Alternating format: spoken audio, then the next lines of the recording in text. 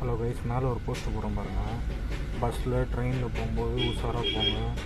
Cellphone வந்து ரொம்ப திருடுறாங்க, ஓகேங்களா?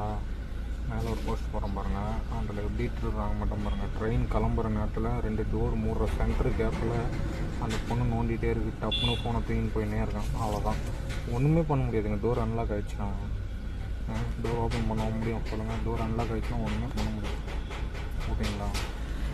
அதனால் பார்த்து யூஸ் பண்ணுங்கள்.